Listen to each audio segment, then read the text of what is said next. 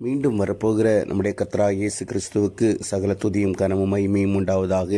எனக்கு அன்பார்ந்தவருடைய பிள்ளைகளை இந்த நாள் முழுவதும் தேவன் அவருடைய கிருபையினால் நம்மை முழுவதுமாக இந்த நிரப்பி வழி நடத்துவாராக.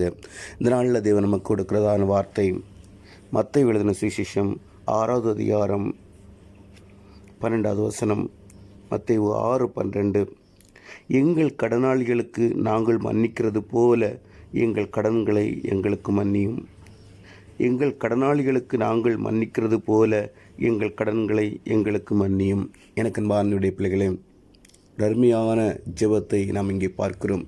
நம்முடைய கர்த்தராகிய இயேசு கிறிஸ்து நமக்கு கற்றுத்தந்த அந்த ஜெபத்தில் உள்ளதான ஒரு வசனம், எங்கள் கடனாளிகளுக்கு நாங்கள் மன்னிக்கிறது போல எங்கள் கடன்களை எங்களுக்கு மன்னியும். எனக்கு அன்பார்ந்தவருடைய பிள்ளைகளே,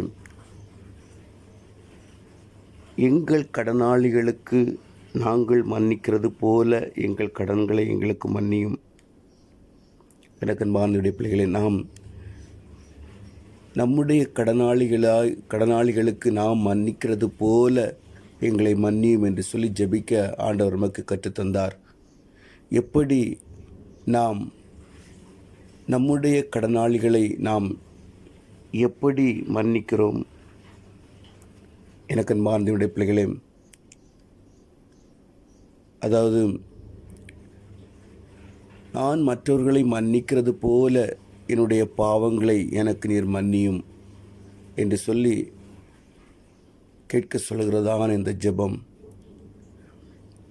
ஒருவர் ஒரு தீங்கு நமக்கு செய்திருந்தார்களானால் அவர்களை எப்படி நாம் மன்னிக்கிறோமோ அதே போல என்னுடைய பாவங்களை, நான் உமக்கு விரோதமாக செய்த பாவங்களையும் நீர் மன்னியும் என்று சொல்லி அந்த ஜெபத்தை நம்முடைய கர்த்தராகிய இயேசு கிறிஸ்து பண்ண சொல்லுகிறார். எனக்கு அன்பார்ந்தவருடைய பிள்ளைகளே, எப்படி நாம் நமக்கு விரோதமாக குற்றம் செய்தவர்களை நாம் எப்படி மன்னிக்கிறோம், அதே போல நம்முடைய கர்த்தராகிய இயேசு கிறிஸ்து நம்முடைய பாவங்களை மன்னியும் என்று சொல்லி கேட்க சொல்லுகிறார். எனக்கு அன்பார்ந்தவருடைய பிள்ளைகளே, எப்படி நாம் இந்த நாட்களில் மற்றவர்களை நாம் எப்படி மன்னிக்கிறோம்? சற்று நம்முடைய வாழ்க்கையை நாம் சிந்திப்போமா? நிச்சயமாக நாம் மன்னித்தால்தான், நாம் மன்னிக்கிற விதமாகவே நம்முடைய பாவங்களும் நமக்கு மன்னிக்கப்படும். நீ எந்த அளவினால் அளக்கிறாயோ அதே அளவினால் உனக்கும் அளக்கப்படும் என்று சொல்லப்பட்ட வசனத்தின்படி நாம் என்னென்ன காரியங்களை எப்படி நாம் செய்கிறோமோ அதே போலவே நம்முடைய பாவ காரியங்களும் மன்னிக்கப்படும். எனக்கு அன்பார்ந்தவருடைய பிள்ளைகளுடைய நாள் நம்முடைய வாழ்க்கையில் ஏதாவது மன்னிக்க முடியாத காரியங்கள், மற்றவர்களை குறித்ததான மன்னிக்க முடியாத காரியங்களுடைய வாழ்க்கையில் காணப்படுமானால், எனக்கு அன்பார்ந்தவருடைய நாளில் நம்ம எல்லாவற்றையும் ஒதுக்கி வைத்து விட்ட தேவனுடைய சமூகத்தில் எப்படி இயேசு கிறிஸ்து நம்முடைய பாவங்களை எல்லாம் மன்னித்தாரோ, தன்னுடைய ஜீவனை கொடுத்து அது நாம் எவ்வளோ அவருக்கு விரோதமாய் செய்த காரியங்கள் எல்லாவற்றையும் அவர் நினையாமல் தன்னுடைய ஜீவனை கொடுத்து நம்மை மீட்டு கொண்டாரோ, அதே போல் எந்த காரியமும் எந்த தயவு முகதாட்சியம் இல்லாமல் நாம் அவைகளை மற்றவர்களை மன்னித்து, அதுதான் நம்முடைய வாழ்க்கையில் ஆண்டவர் நமக்கு கற்றுக் கொடுத்திருக்கிறார். எதிரியையும் நேசிக்கும்படியாய் தேவன் நமக்கு கற்றுக் கொடுத்திருக்கிறார். நமக்கு எப்போதும் சாத்தானுக்கும் நமக்கும் தான் போராட்டமே தவிர, சாத்தானுக்கும் நமக்கும் தான் யுத்தமே தவிர, நம்முடைய சக உறவுகளோடோ சக உறவினர்களோடோ சக நண்பர்களோடோ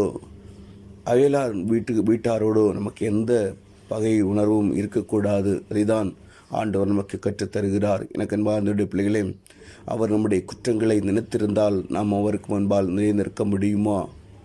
அப்படின்னாலே முடிந்த அளவு தேவனுடைய சமூகத்தில் நாம் மற்றவர்களை மன்னிப்போம். அப்போது நம்முடைய எல்லா காரியங்களையும் தேவன் மன்னித்து நம்மை சேர்த்து கொள்வார். நாம் எப்படி அளக்கிறோமோ அதே போல் தான் நமக்கும் அளக்கப்படும்.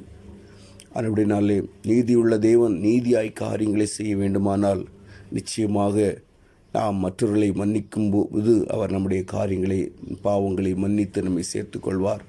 தேவனுடைய சமூகத்தில் நெருங்கி ஜீவிப்போம், தேவனுக்காகவே வாழ்வோம். இயேசுவின் சுபாவங்கள் கொஞ்சம் கொஞ்சமாய் நம்மிடத்தில் ஆளுகை செய்ய வேண்டும். அதுதான் வாழ்வது நான் அல்ல, இயேசு என்னில் வாழ்கிறார் என்று நாம் சொல்ல வேண்டுமானால் அவருடைய சுபாவங்களை நாம் கொஞ்சம் கொஞ்சமாக நம்முடைய அவயவங்களில் நாம் பெற்றுக்கொள்ள வேண்டும். இயேசு கிறிஸ்து எப்படி வாழ்ந்தாரோ அதே போல நாமும் வாழ பழகி கொண்டோமானால் நிச்சயமாக வாழ்வது நான் அல்ல, இயேசு என்னில் வாழ்கிறார் என்று சொல்ல முடியும். இல்லாவிட்டால் நாம் அப்படி சொல்ல முடியாது. எனக்கு அன்பார்ந்த பிள்ளைகள், அன்புடைய தேவனுடைய சமூகத்தில் நெருங்கி ஜீவிப்போம், தேவனைப் போலே வாழ்வோம். நிச்சயமாக தேவனை வழி நடத்துவாராக. ஜீவிப்போமா. அன்பின் பரலோக தகப்பனை, இந்த அருமையான நாளுக்காய் உமக்கு ஸ்தோத்திரம்ப்பா. கொடுத்த வார்த்தைக்காய் உமக்கு நன்றி ஆண்டவரே. எங்கள் கடனாளிகளுக்கு நாங்கள் மன்னிக்கிறது போல எங்கள் கடன்களை எங்களுக்கு மன்னியும். இந்த வார்த்தையின் மூலமாய் எங்களை நடத்துங்கப்பா. ஆண்டவரே, நாங்கள் மன்னிக்கும்படியான கிருபையை தேவன் எங்களுக்கு தாங்க. உடைய சமூகத்தில் எங்களை தாழ்த்தி ஒப்பு கொடுக்கிறோம். குறைகளை குற்றங்களை மன்னிங்க, பொறுப்படுத்திக் கொள்ளுங்க.